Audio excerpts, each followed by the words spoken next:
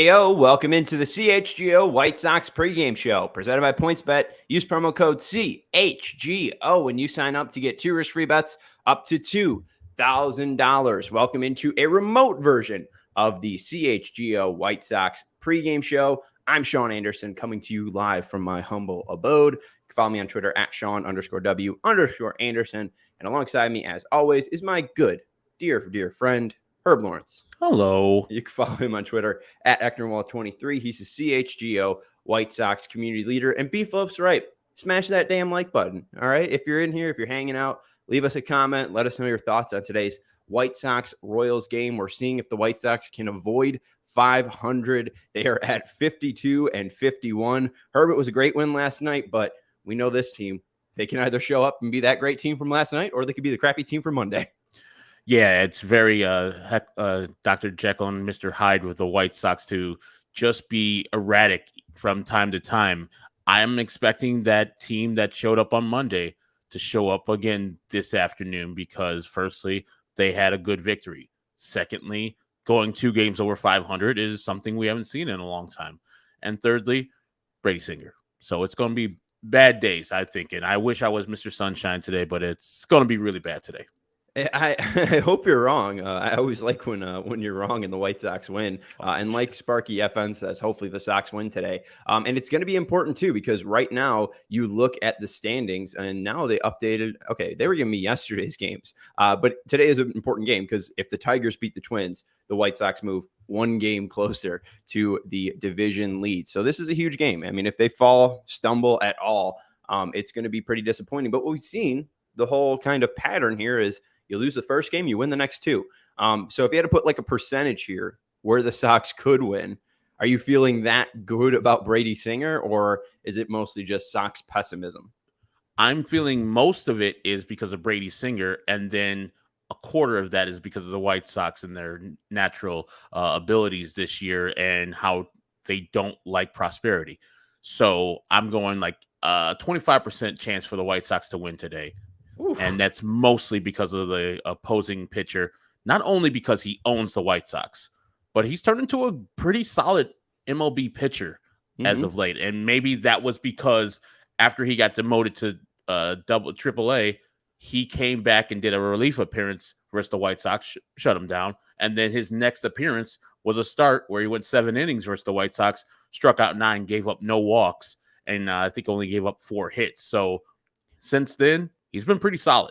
Well, and the best thing that you can do for a guy who typically struggles with some sort of command, I mean, recently he hasn't. In his past 2 starts, he's been very good at limiting walks, only 3 walks in over 13 innings. But you see the start prior to Detroit, of all teams, he gives up 7 hits and 5 walks. So the whole thing with the Sox today is, can they be patient enough to force him to make a mistake? And the biggest thing that we are frustrated by with the White Sox is their inability to hit in hitters counts. I mean, you talk about it with Yasmani Grandal. He gets 2-0 and he's still extremely passive. Yohan Moncada lets an 0-2 ball go right down the middle, and he lets that one watch. It is extremely frustrating. And Gavin Sheets, I still think, only has the only 3-0 homer or count a homer and a 3-0 count this year for the White Sox. So it's been extremely frustrating. This guy is going to miss the zone. He is going to be a little bit off with his arm timing. He's either going to be a little bit early throwing balls to the outside, or he's going to be a little bit late and be throwing balls inside. If you get into a 2-0 count, look fastball and hit it, because he gives up a decent amount of barrels, right? He gives up the opportunity for you to hit it. He still has that sinker that is 96 miles per hour. It does have good movement, but that is his main pitch. When he's looking for strikes, he's going to be throwing his sinker. We saw yesterday the White Sox dominated the fastball. So if the White Sox can continue to dominate the fastball, Brad Keller had nothing on them. They didn't swing and miss once at his fastball. If the White Sox do that to Brady Singer, just make him throw his secondary pitches, I think they can get a win. But we haven't seen them implement a great game plan against a pitcher, and that's why usually when they're going up against right-handers, they get their ass kicked, like Brady Singer kicked their ass last time. And the quick turnaround, too, the nature of being a night game and now a day game doesn't lend itself to enough, recognizance on him. They probably had, a victory last night, went home, drank, did their thing, came home to the ballpark this morning, and where didn't was have. Nicky? Hey, where was Nicky Lopez last night? I don't know, probably in Naperville. I can tell you where Nicky Lopez was. Where- He was at Jefferson Tap until at least 2 a.m. last night. Oh, we got some spies out here. That's right. So fade Nicky Lopez today. Take the under on his hits. I don't know how much sleep he got and how dehydrated he might be this morning. Oh yeah, I mean he better be getting an IV or something so he's not dehydrated today. Yeah. And so I don't know if they had enough time for a really thorough hitters meeting this morning. I'm sure they did have one, but I would alert them. Just say, hey guys, middle in is where you need to attack him. If you see a ball that's middle out, for more than likely, if it's not 2 strikes, let that shit fly because you're not going to hit it, firstly. Secondly, if you do hit it, you're going to ground that ball right to the shortstop or third baseman, and it's going to be easy out because, the White Sox don't necessarily do the correct things. I mean, last night they were serving the ball into right field a little bit more, but if they're going to pitch you there, hit it there. I would just say pick a zone for him and crush whatever he throws middle in and elevate it. Something that's low, maybe let it go. Yeah, early in the count, I think you look high in the zone. He usually likes to throw his sinker high in the zone, especially early on in the count first pitch. So if your first pitch swinging, look high in that zone, and maybe you'll be able to elevate a fastball there. Greg Miller says it's a hot one out there, so it should be good for offense. We should have a good day for offense, which is probably bad for Lance Lynn, who's starting for the White Sox. Let's catch up with the chat real quick. Turk Ferguson's going to be watching this game at work. Let's get a dub. Our guy Kerry saying Singer absolutely shut down the Sox last time he pitched, not expecting anything from the offense today. Hope he's wrong. We hope he's wrong as well. And our guy KPW's in here. What's up, KPW? What's up, Cody? Good to see you as well. And other Sean thinks the Sox are due against Brady Singer. So we will see what happens. Herb, Brewer A wants you to, without Googling, define rubber match and where the term comes from. I do not know where it comes from, the etymology of rubber match, but I just say it all the time when you have a game or 2 out of 3. And that's the game is the third game of a 3-game series, and you need to win one of them. I don't know. Maybe Andrew could tell us. He's the guy. I don't know if you remember. Me and Tanny went out to Bishi. He's the chef out there. Oh, really? Yeah, we did a live show. I think one of our, I don't know, maybe our 300th show. We did a live broadcast, but we didn't. No one's there. Me, him, Andrew, and Tanny. It was good times. Nice. He says, I just Googled it, so sorry, Andrew. He said, rubber match refers to the final and deciding game in any series. And it traces back to the 16th century English game of lawn bowling. Brewmaster, sorry. I mean Brewer. God damn it. Sorry. What'd you say? I said chef. Oh, well, he's a chef of beer. Yes. Close enough. And he did give us a lot of good tastings. Nice. Well, shout out to Andrew. Right, Andrew? Bishi. Yeah. How do you spell that? Bixi, I believe. Okay. Well, go check out Andrew and Andrew Barber, right? Brewer. It Brewer? says Andrew Brewer. He's a brewer. I didn't know if that was Brewer for. I think he has a real last name. Yeah, I think he has a real last name, but I forgot it. Sorry, Andy. Shout out for you hanging out with us, though. All right, let's look at the White Sox lineup because we do have some questions in here. Matthew Cortese asking, sorry for not putting the accent on there. He said, ask why isn't Luis playing? It's interesting. And Sparky said Luis is back tomorrow against the Rangers. We'll see. They're still evaluating him. He was activated yesterday. And what we saw was Davis Martin go down, Luis Robert come up.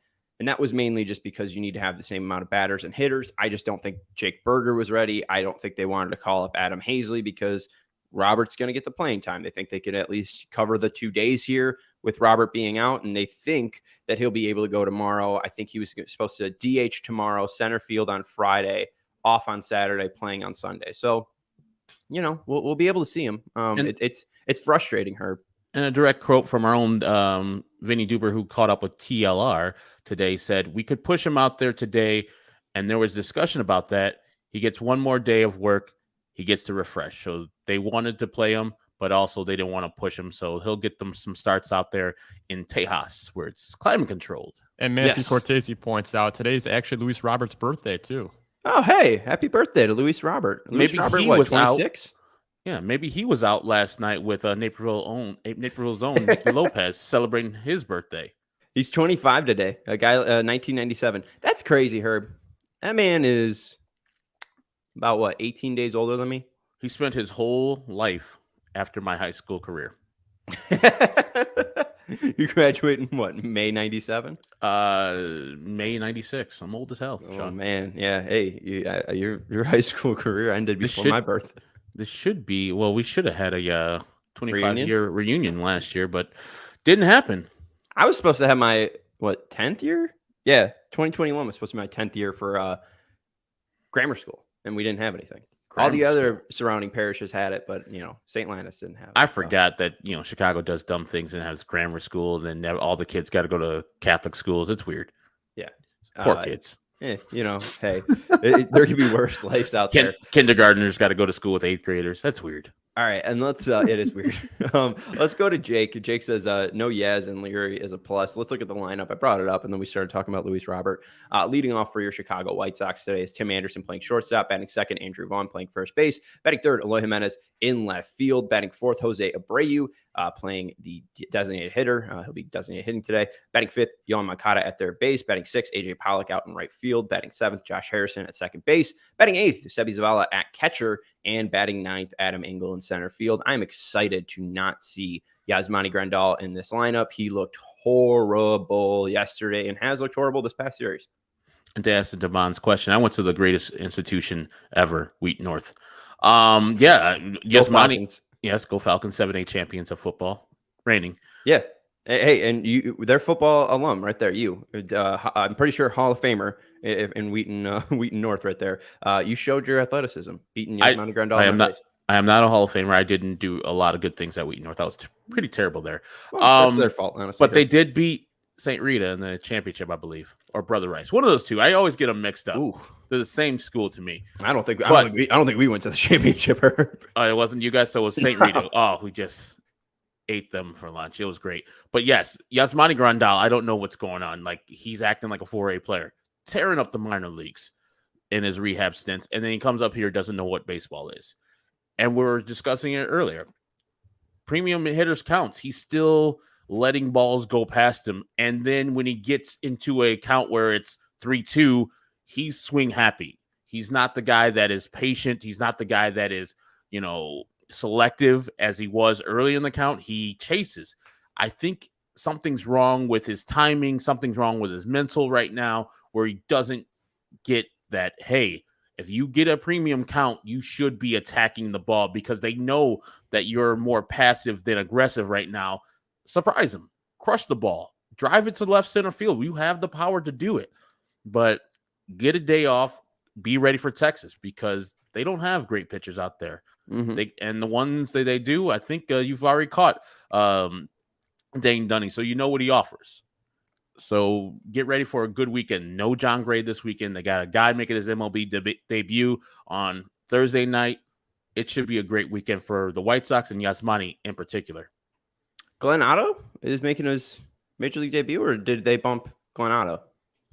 No, tomorrow I just saw the lineups, and I forgot what the person's name is, but he is making his Major League debut tomorrow night. Oh, Cole Raggins. Okay, they moved Otto to Friday. Cueto versus Raggins on Thursday. Cease versus Otto on Friday. Kopech versus Dunning on Saturday.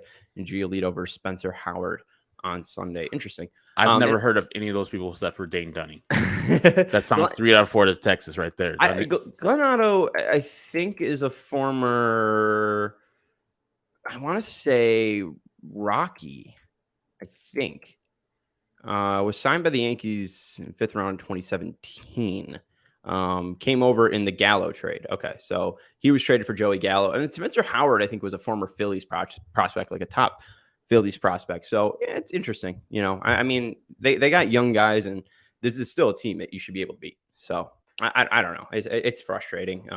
And hopefully the offense just continues to build on what we saw last night. I mean, 14 hits is great to see. They had 10 hits on Monday. And if they're able to elevate the ball, I mean, that's the big key here, is that they're able to elevate the ball. Those runs and those singles should be able to score. So hopefully we can get some lift. Yasmani usually provides that power. Robert usually provides that power. Both guys are out. So what do you think is struggling? The core problem with Yasmani, not just right now, but the full year? Like, I know earlier they said it was mostly injury. He's working his way up, and that's another thing I hate about the White Sox, where they use major league games as the rehab stints instead of using minor league games just to get all that stuff done. Like, you should be healthy when you go to minor league games, and then the minor league game should be used as a ramping up period.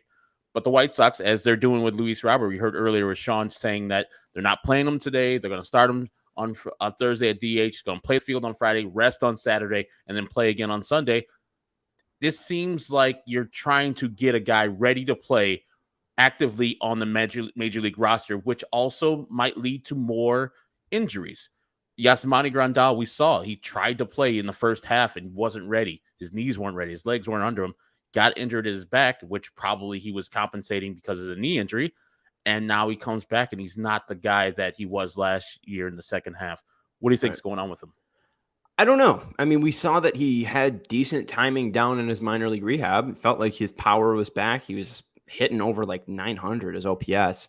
It felt like he was there, and it just really feels like his timing's off. I think Paleho's Mike makes a good point. Yasmani looks like he can't see the ball, or he's going up guessing on wrong pitches ahead of time, and he's just lost. I don't think he has confidence up there. I really don't think he has the right now that hitter's mentality of he knows what's coming in each and every pitch in each and every count. And then I also think he's left guessing. And I think that he is hoping that his eye is good enough, but his eye hasn't been good enough.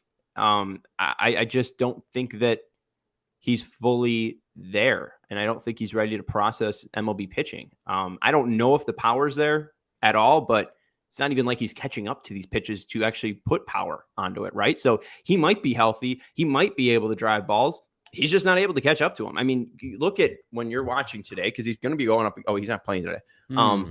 Next time he plays, I don't know what Ragan's throws like, but if he was going up against Brady Singer today, Singer throwing 96, I mean, you constantly watch Yasmani Grandal up the plate. He's behind on all the velocity. So maybe he's not looking fastball. Maybe he needs to adjust his plate approach and be looking fastball. So he's early on that stuff. And maybe he's just protecting against breaking balls and that kind of stuff, just so he could possibly put a good swing on that. Maybe he doesn't trust his ability to catch up to those fast 97-mile-per-hour fastballs. Maybe he's looking off speed so he can put some drive onto it. So I'm not sure. It's frustrating. It's confusing. I don't know. He's their highest paid free agent in franchise history. And it really does feel like not only is he not healthy, but he's also just behind. So I think he probably needed more rehab, but the White Sox really can't afford to not have him in the lineup at this point. So it's real tough. This is the thing. Like, I know we got to get going, but I think that the White Sox might have not rushed him. He seemed ready down there in AAA, but we saw what happened on the day before the trade deadline, where they got rid of Reese McGuire, where they were going to have to get rid of Reese McGuire no matter what, or if they waited after the trade deadline, they would probably have to DFA him.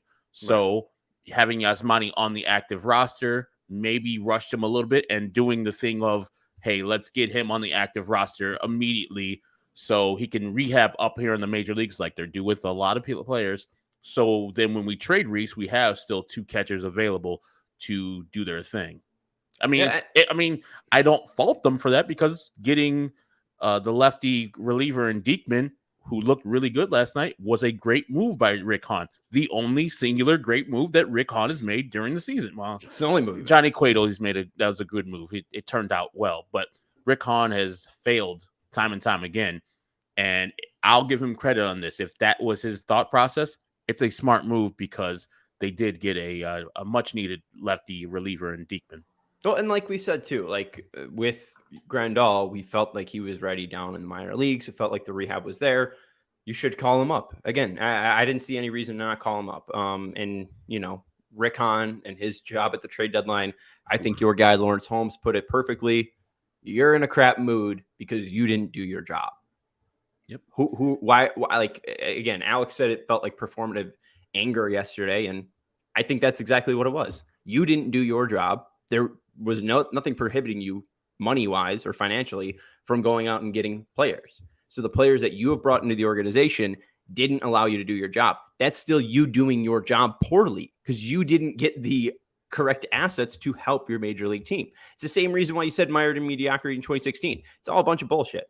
And at this point too, I get fans' frustrations just with this. I mean, Robert had one game of rehab, and now we're supposed to be assuming that he's gonna be fine tomorrow playing DH. Like, I think he's going to go 0 for 4 and look horrible at the plate. Like, and then he's supposed to play center field now. I mean, he better be healthy, but in a center field that I don't think he's ever played in. I don't know if the White Sox have ever gone to Texas and played games down there, or he hasn't gone there specifically. I don't remember the White Sox. I think he did, because Dylan started against Texas last year. I think it was in September, so he should have been healthy. All right. I could be wrong on that one.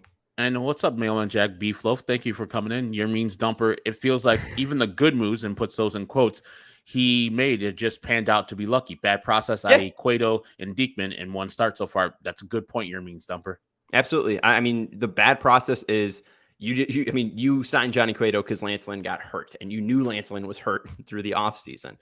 So yeah, absolutely. He got bailed out by Johnny Cueto, and he got bailed out by Jake Diekman. The fact that the Red Sox made a weird trade deadline move and kind of sold while also buying minor pieces, he got lucky because Christian Vasquez opened up a spot. Jake Diekman, they didn't want to pay. They were in a weird spot where they're not sellers, they're not buyers. The White Sox took advantage of that, but he was only able to take advantage of one team at that point. I mean, you really can't even say Cueto was him taking advantage of anything. So yeah, and it's difficult. As the time goes by, I think about him saying it was a seller's market. Motherfucker. Right. No, didn't you know that? I mean, it was, but didn't you know that coming into the deal? And I saw somebody write something. I forgot who it was. I want to give credit, but I think it was the Minnesota Twins when they got Mahle. They didn't have to give up a lot. We talked about this. They didn't give a lot to get Tyler Mahle. They gave up good players, but not like earth-shattering players. That was something that the White. I mean, even then, the guy that they backups, right, and even the guy they gave up for Michael Fulmer. Like, I would have been so happy with getting Michael Fulmer along with Jake Diekman, and they just don't do that. And yeah, Beefloaf's right. I mean, they didn't want Diekman's salary. The White Sox got lucky. The guy is a good left-handed reliever. I would have been happy if they signed up before the offseason. We're just here because Rick Hahn was prospect clutching. He said he wasn't. He absolutely was. Yes, money wasn't holding him back. His inability to trade the pieces that he's brought into the organization held him back. Let's look at the Royals lineup. I'm excited about this one. MJ Melendez leading off and playing catcher. Batting second, Bobby Witt Jr. playing third base. Batting third, Salvador Perez at designated hitter. Batting fourth, Vinny Pasquantino playing first base. Batting fifth, Michael B. Taylor in center field. Batting sixth, Nick Pratto out in left field. Batting seventh, Brother Rice Crusader alum Michael Massey playing second base. University of Illinois alum also. Absolutely, go Illini. Batting eighth, Kyle Isbell out in right field. And batting ninth, Nicky Lopez, local product, hanging out at the Jefferson Tap at 2 a.m. I got him at plus 125 to get under 0.5 hits today. Wow. Good job. And by the way, I want to thank Scott Beatty out there at Champaign WDWS for that information on Mike Massey, the Brother Rice alum. Are you excited, Sean? I went to high school with him. I saw Mike Massey in these hallways, I saw him when he was just a little teenager. Yeah, it's really exciting. I hope he goes deep. Fuck it. I mean, I don't care. What is one home run? White Sox need to score like 3 runs. If he hits a solo shot, that shouldn't hurt me. Yeah, I'm excited, man. Never heard anything bad about him. Never heard anything weird about him. He really never stood out outside of just being a fantastic athlete, one of the best athletes from our high school. So I'm really excited to see what he can do. Young player. I think he got his MLB debut because of the whole vaccination thing where, 10 players weren't able to go to Toronto. I think he was able to make his MLB debut up there. So it's an exciting start, and maybe he'll be able to get more playing time here at the end of the season for the Royals, and hopefully he can prove them right. It'd be great to see a Brother Rice Crusader have some success in the league. Also, you were right. Nice Illinois centered infield there. Right, yeah, Nicky Lopez. And Mike Massey. Way to turn a 6-4-3 right there. All right, let's go to the pitchers real quick. Let's look at the pitching matchup. We got Brady Singer versus Lance Lynn. We talked about why we're afraid of Brady Singer. 84 2/3 innings pitched today. This year, 3.51 ERA, 75 hits allowed, 91 strikeouts, 21 walks, and an ERA plus of 1.16. Lance Lynn has struggled this year. 47 2/3 innings pitched, a 6.42 ERA, 55 hits allowed, 49 Ks. 10 walks, and an ERA plus of 62. What's the big key today for Lance Lynn, Herb? Fill up the strike zone. I mean, I say the only guy, and I saw somebody in the comments say, like, don't walk Salvador Perez. You don't need to walk him. You could just pitch out of the zone and get him out. Right. He'll go and swing at the ball high, low, outside, and down. Just don't throw fastballs inside the zone to him. But Lance Lynn is to locate. Make sure you don't walk anybody in front of these other guys. I feel like MJ Melendez last time really hurt the White Sox when they played him. I would stay away from him too. Don't give them anything fat in the middle of the plate. Locate your pitches. I think you should be fine. Don't also look at the other side and think, I got to bring up a big performance because I know Brady Singer is going to be out there giving up nothing for the White Sox.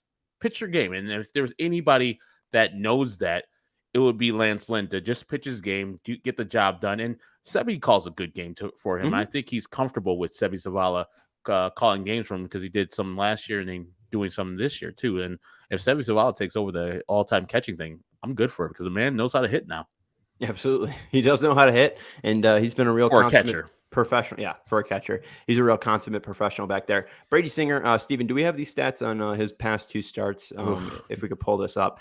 13 innings pitched for Brady Singer in his last 2 starts, 4 hits allowed, 1 earned run, 3 walks, and 22 Ks. And then if we could bring up the heat map, this is where he's been mainly throwing his pitches in the past 2 starts. That's staying away from righty's power. That's low and outside the zone. And mainly all of that red's coming from his slider. So he's been doing a really, really great job of locating that slider. That's exactly where Dylan Cease has been locating that slider. That's where Lucas Giolito hopes to be locating his slider. That is where you are going to be focusing, especially if you're a right-handed hitter. Look low and outside. It's going to play perfectly into Frank Menachino's hitting plan here and using the whole part of the field. We'll see if the White Sox can take advantage. I really do think that they need to be hunting the fastball just like they did yesterday, especially high in the zone. You kind of saw those blue ranges near the top of the zone. That's where he's going to throw that sinker, that 95, 96 mile per hour sinker. Hopefully they can hit it, Herb. We'll see. Yeah. And the stat you brought up, he did that versus the Rays and the Yankees. His best start of the year in his young career, too, was versus the goddamn Yankees. Right. 70 innings pitch, 10 Ks versus the Yankees. That's amazing. And his second best start, I've contended, is the one he pitched versus the White Sox early this year, where he went 7 innings pitch, gave up 4 hits, nothing, and struck out 9 there. So, yeah, it's going to be a task today. I don't see and foresee anything good for the White Sox. They haven't shown me they can hit a guy that features what Brady Singer features, especially him specifically this year. He's thrown 9 innings pitch versus the White Sox. He's only given up 5 hits and no runs. Yeah, not good, Herb. And, the main thing is put pressure on him, clog up those bases. Hopefully you'll be able to get some guys driven in. He can walk guys. He is susceptible to walks. He's had a couple with 5 walks this year, a couple with 3 as well. So if the White Sox are drawing walks, maybe they'll be able to get him from throwing that slider, throw more sinkers. They'll hopefully be able to hit it. Turd Ferguson's asking Lance Lynn under 6.5 strikeouts, Jose and Eloy to get a hit, and Sox minus 1.5. What do you think? Well, I think you should go bet that on PointsBet. The best way to support CHGO is to download the PointsBet app and use code CHGO when you sign up. If you do that right now, you get 2 risk-free bets up to $2,000. That's not it. If you make a $50 or more first-time deposit, you receive a free CHGO membership, which unlocks all of our web content, and you'll even get a free shirt of your choice from the CHGO locker. That's $2,000 in free bets, a free CHGO membership, and a free t-shirt from the CHGO locker, all for making more than a $50 first-time deposit at PointsBet. If you have any questions, you can email pointsbet@allchgo.com, and we'll help you out. And PointsBet's your home for live in-play betting, and it's just got even better. You see an edge in the game you're watching. Your favorite team is primed for a comeback. Don't just watch the game. Bet along with it live. There's more live markets, more live betting, and faster live cash outs with the PointsBet app. So what are you waiting for? It's time to elevate your live betting game. Download the PointsBet app and use promo code CHGO when you sign up to get 2 risk-free bets up to $2,000. Once the game starts, don't just bet, live your bet life with PointsBet. You or someone you know has a gambling problem and wants help, call 1-800-GAMBLER for crisis counseling and referral services. Going to Terry Ferguson's question there, I do think that under 6.5 strikeouts for Lance Lynn, good bet. Jose and Eloy to get a hit. I don't know about Jose. I like Eloy. And Sox minus 1.5. I'm going against that. What I'm placing today, Herb. It is August. So Jose will get a hit today. That's true. I'm going against it though. I'm going point spread for the Royals, so plus 1.5 or plus 1.5 for the Royals. I'm also going Brady Singer 7+ strikeouts and race to 2 runs. I think the Royals win that race, but the White Sox can still win, or I could still win that bet with a White Sox win as long as they win by 1. I like Brady Singer also at 8+ strikeouts at plus 240. Great plus money there, and Brady Singer to record a win at plus 180. I think he's going to have a good game. I think if the Royals win, he's going 6 or 7 innings and he's absolutely dominating them. If not, he's getting knocked out by the fourth. And hey, Beef Loaf, yeah, I'll hate Jose if you're going to hate Andrew. Boom. I mean, I would be on Beef Loaf's side in that one, even though I'm a big time Andrew Vaughn guy. You know, me and Andy Vaughn go back like rocking chairs. Shout out to Jay Hood there. I would say that, if I had to hate somebody, it would be Andy Vaughn instead of Jose Abreu, who is in his month, and you're out here slandering him. Let's just all agree to hate Yasmani Grandal. Way easier. Steve I'll Stone go does it easily. I'll go with Larry Garcia. That's my hate guy. Okay. Oh, I honestly, I pick him White Sox Twitter. It's my guy. I'll hate Larry Garcia. That's my guy. No one else can hate him. Yeah, you're very brave to take on that one, Herb. God bless you for that one. Yeah. All right, let's get to your clicks at pick. Who you got today? Initially I was going to go with some guy named Eloy Jimenez, but instead I changed. Since the White Sox changed, I changed. Gavin Sheets gets scratched. I'm going to put my man Adam Engel out there. I think a guy that hasn't probably faced Brady Singer a lot will probably be patient enough to draw walks or get infield singles and then do some work on the bases and make some great catches out in the outfield. I'm going with my man Adam Engel. And for the score, I'm going 4-2 La Royale. Nice. And shout out to Hunter Williams, who finally caught a live show. Nice to see you, man. We'll be live after the final out is made here on the CHGO White Sox YouTube channel. I like your thinking there. I like that you're thinking Adam Engel. He had that one near homer on Monday against Daniel Lynch that, inside fastball turned on it. It was just basically like that Jose Abreu thing. Just did not straighten it out. It was in a hitter's count. It was 3-1 count. So I was good that he cheated, but he cheated a little bit too much. Right. So hey, maybe Adam Engel is ready to make some exploding scoreboard noise here. I'll go with Eloy. If you're not going to take him, I'll take him. He's the hottest player on the White Sox right now. Easiest guy to roll with. Let's go, Eloy Jimenez. I'm going White Sox lose 4-1. Hate to say it, but I don't trust them to beat Brady Singer. So neither. That's about it. Steven, you got a prediction today? Yeah, I'm going to go against you guys. I'm going to go Sox win 5-1. I think Brady's how I don't know. I don't know. Lynn must be pretty damn good, huh? Is he getting his velocity back? I think it's going to be a regression to the mean for Brady Singer today. And we already know that we got some recognizance. You got some spies out there for Nicky Lopez. Right, you already said that he's going to suck today. I took the bet on PointsBet. I did it. You did I put $5 under 0.5 hits Nicky Lopez. Wow. There you go. Hits for Nicky Lopez. Wow. All right, then. Yeah, I like it. Hey, at least someone has confidence in this White Sox team. I don't. Jason saying 670 made a good point. Sellers market, but happened. Wilson stayed. Many more teams held people I could list. Yeah. We'll talk about that a little bit probably on the post-game show. Just the fact that we'll recap the series. We'll recap the disappointment in the trade deadline. But it was a seller's market. The Cubs didn't sell, though. Jed Hoyer said it wasn't really great market for sellers. Rick Hahn said it wasn't a great market for buyers. Sounds like two fucking guys who couldn't make a deal. Yeah. Just couldn't pull the trigger. I think they're hesitant to be wrong, which you should never be. You should always think like, yeah, I believe in this deal. And if it doesn't work out, it doesn't work out. But the last thing I'll do is not pull the trigger because I'm fearing reprisal from the fans or this won't work out. You should always think about, I feel that this point in time and that further going on here, I think this player will help my team. Now, if Craig Kimbrell comes here and sucks, yes, that is terrible, but I did this in good faith. I thought the player would help me out and it didn't work out. Hey, I am not afraid to pull that trigger again because the process was good. The result might not be. Yeah, Jed got all spoiled by that trade for Javi Baez last year, getting Pete Crow Armstrong. And I think Han's probably feeling burned by something, or he's all concerned that, just a small minor addition wouldn't have done too much. I really think that the White Sox set their sights extremely high.